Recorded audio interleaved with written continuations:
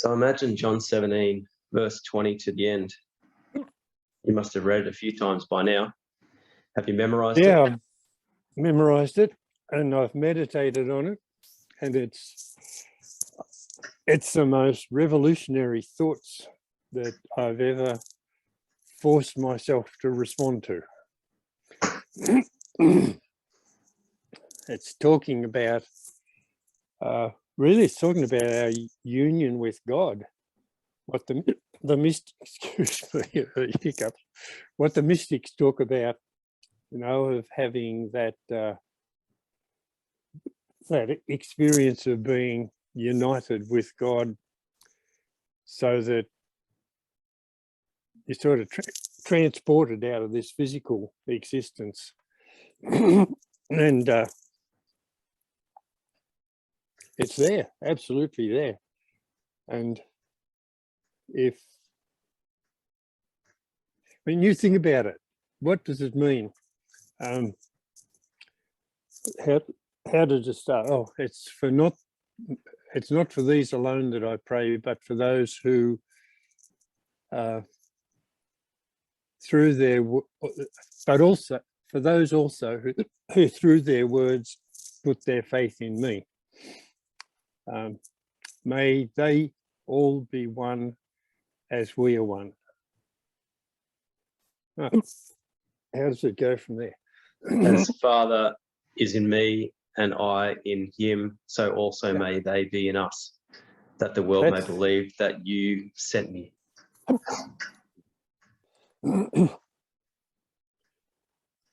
Yeah. As well, the first thing he's calling for is for unity between the believers. And may they be one. Yep. And we talked about that last time. Just what does it mean for you and me to be one? I mean, excuse me, I honor you and respect you as the leader. Submit. Mind you're a very easy leader to submit to. You don't think you ask us to do anything that we wouldn't have done anyway. But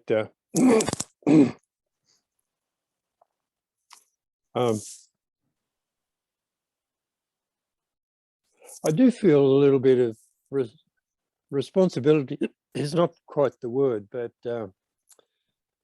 total empathy, I suppose, for you and your family, and want well for them, want the best possible for them. It's true, I'm ready to contribute anything that I could that would make it, that bring fulfillment to your family. All that's just there taken for granted. I don't have to stir up anything in me to make me feel that way towards you and your family and the other Christians that we have fellowship with.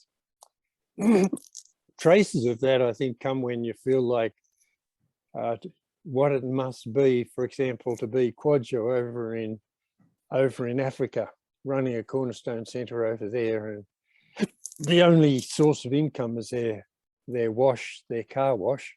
Yeah. And we put down the concrete floor for it and done all kinds of things to keep it going.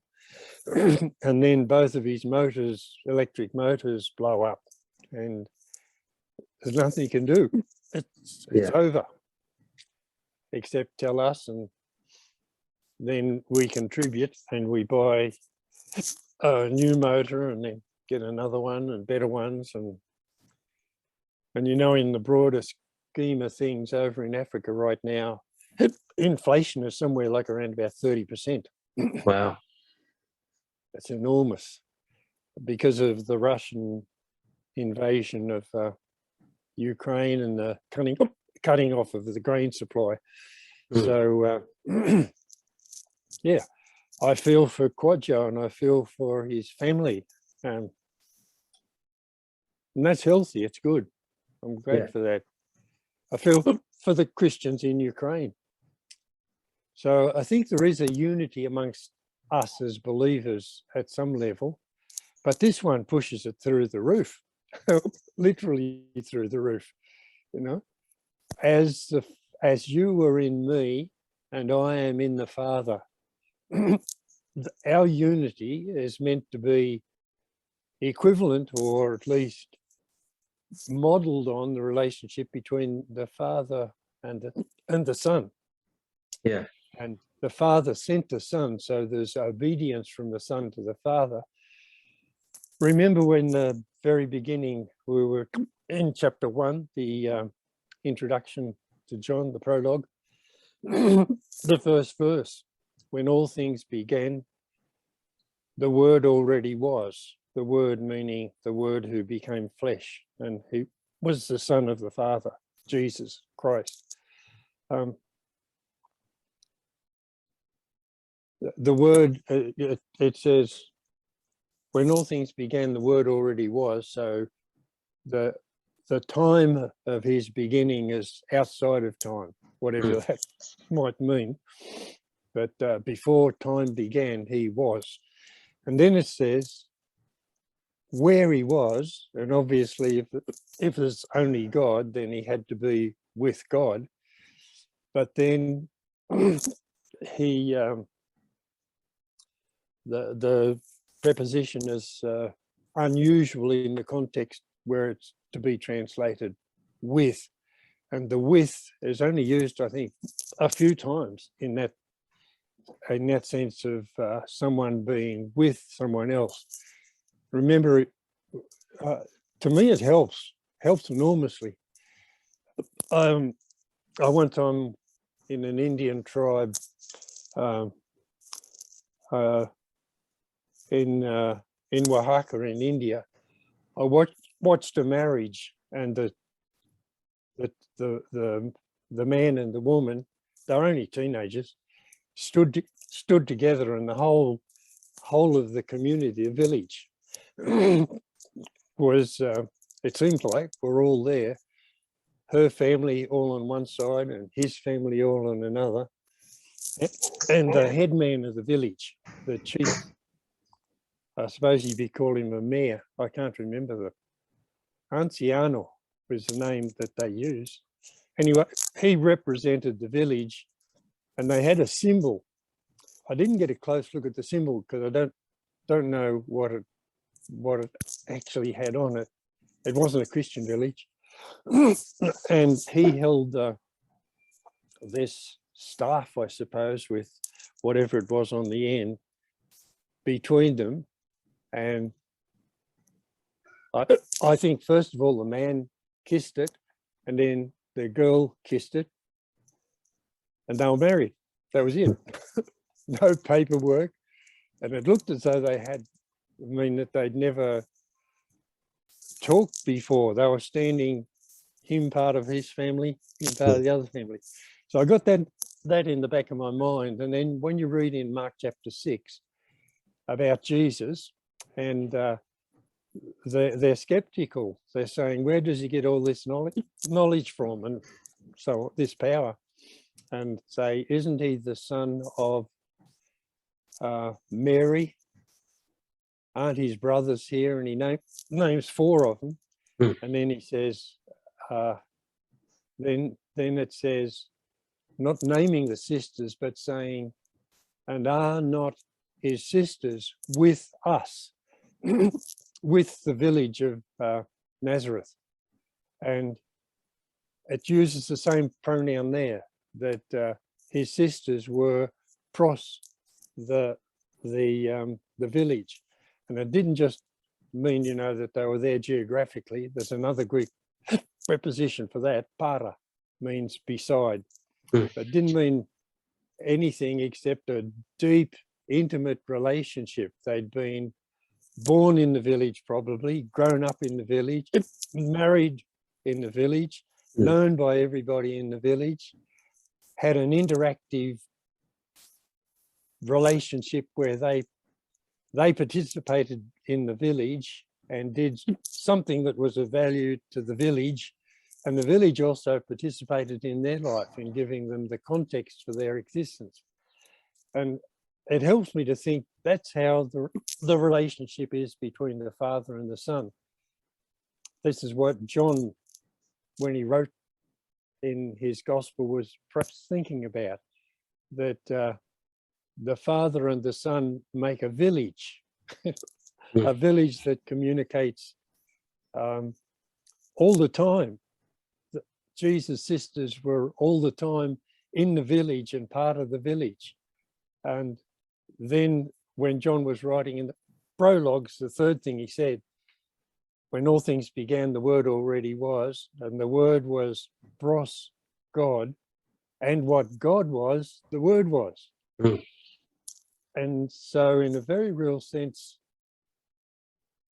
or no, in a very small way, Jesus' sisters were the village of Nazareth. And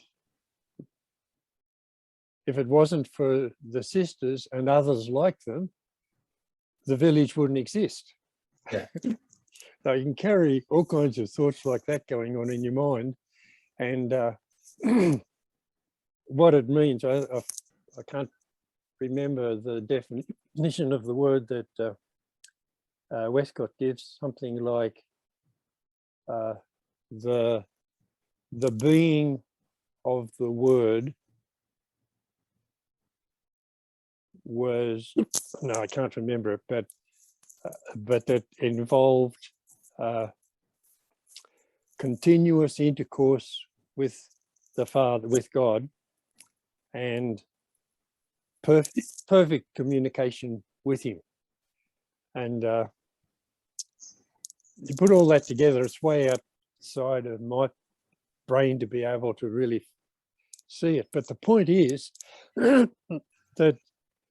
village that God is with the Father and the Son, and later we learn with the Spirit of truth, we're part of it. Yeah. We've been made part of it by Jesus. So we're trying to grapple here with what's the level of unity and intimacy and union between Father, Son, and Spirit, because we've been drawn into that. Yeah. And I suppose there's the thing we have to remember is that we're drawn into that reality, but then we're called to be united together.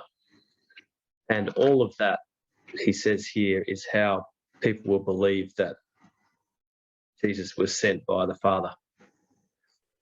And more than that, I can't remember what verse it is, but it goes on to say, not just that the world will know that the Father sent the Son, but my mind's not working real well this morning. I can't recall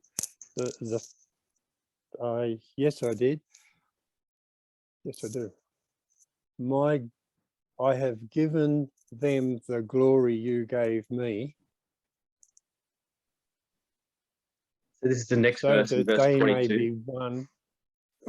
Yeah, you've given them the glory that you gave me. I have given them my glory. No, your glory. My glory, is it? What's it say? The glory which you gave me, I have given to them, that they may be one as we are one. I in them and you in me, may they be perfectly one. Then the world will learn that you did send me, that you did love them as you loved me. And see that? How do you get your head around that, Lucas? That the Father loves you with your cold and with all your responsibilities in this world, but He loves you like He loves and has always loved the Son. He loved us in the same way that He loved Jesus. And the world's going to learn that. And it's going to learn as well The glory that He was sent by the Father. But is that verse 23? Yeah. No, I found it. Then the world will learn that you sent me, that you loved them as you love me. That little bit on the end. So first of all, our relationship with one another and living it out, of course, because the world wouldn't have a clue unless it showed up in our behavior. That's going to show that the Father sent the Son. So we have to identify ourselves in such a way that people realize that the life that we show, the goodness of it, whatever's attractive is, it comes from Jesus working in us, I think. So we have to be able to make it clear the source of our life, the life that we live. And the world has a right to be able to be judging us, to see whether we're living up to our confession. And the sad thing is, of course, that many of us don't. Yeah, and the world knows that. That's what they see. You have to, if you do something wrong, you have to do the right thing about 10 or 20 times to get out of it.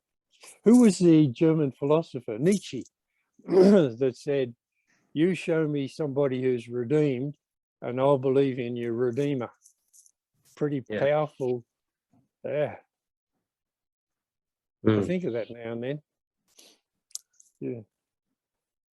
So, but that's the bit.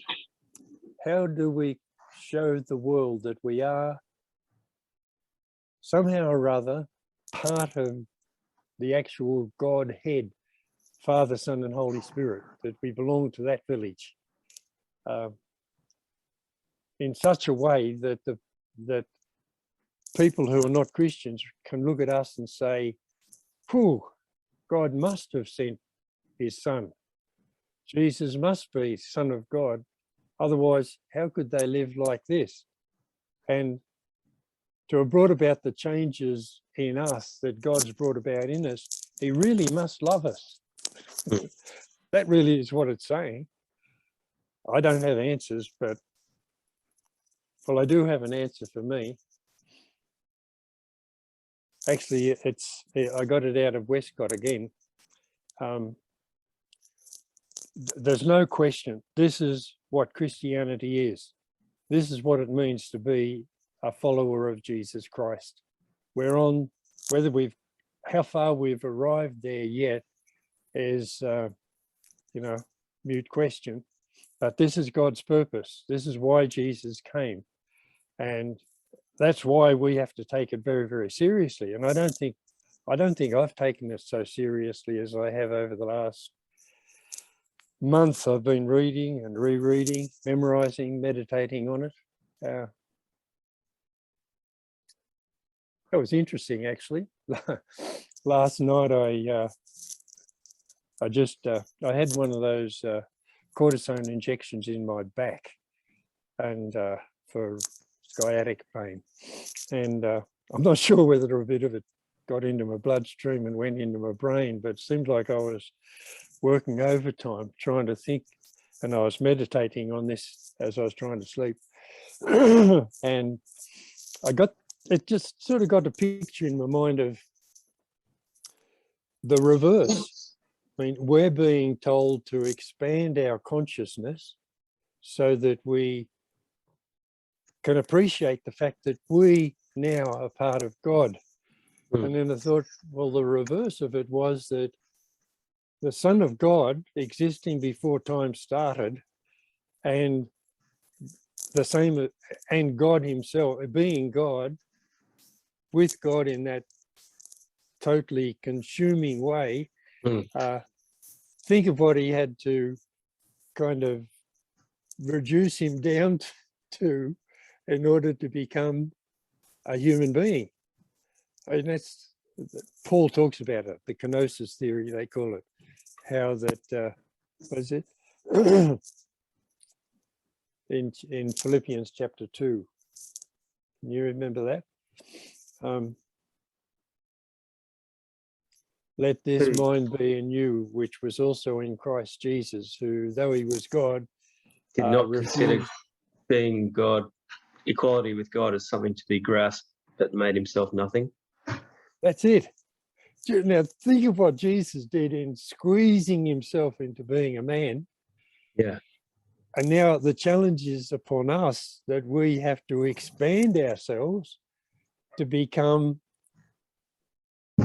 part of that same village, that same existence. So the thing that I'm struggling with is that, I don't know, all of this stuff, does it just happen because that's who he said we are and that's who we are? Or we have to grapple with it and struggle with it and enter into it and believe it? I mean, Jesus' call right throughout John is our job is to believe and be obedient. That seems to be the two things that keep coming up over and over again with what he says. Do we And just to love.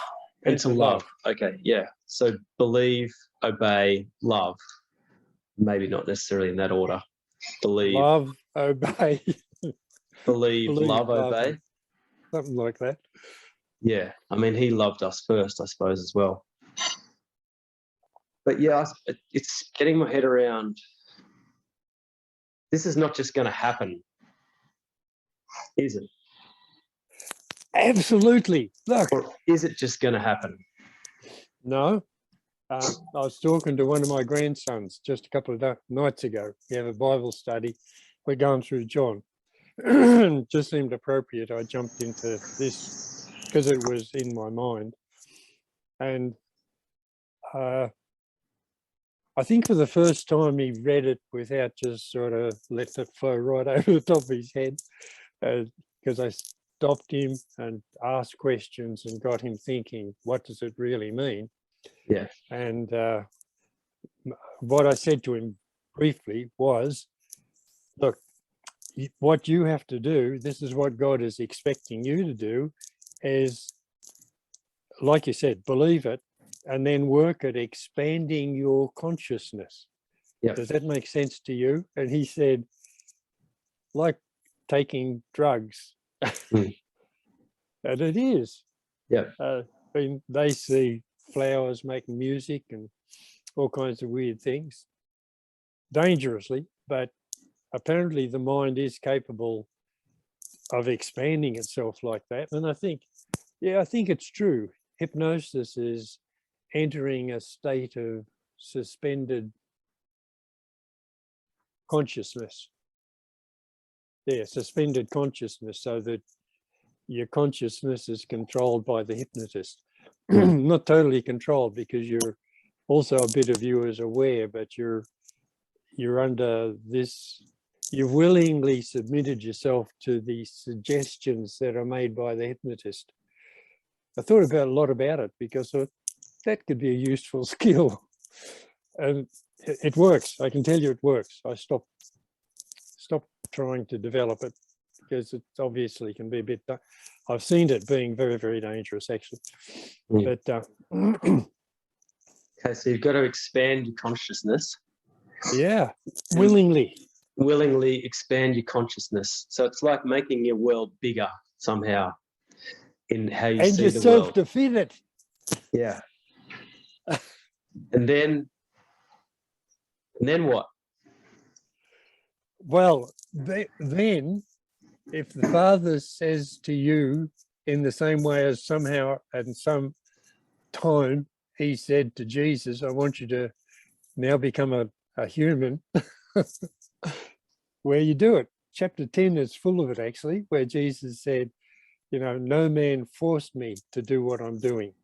I willingly have given myself to do this. And that's why the Father loves me, because I give my life for the sheep. So, and that takes belief. It takes, I found myself a little bit embarrassed to even say this, but little things happen. Like this morning, I was in a hurry and I knocked a cup, and it could have easily fallen off, but I didn't hit it hard enough, and it just sort of jiggled itself and laid down nicely without breaking on the bench. And I just found myself saying, thank you, Father.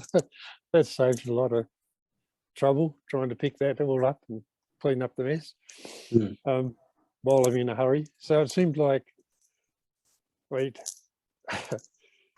anybody hearing me live like that, I mean, I've got the advantage because Elvita's not here and I can just relax, and I'm not,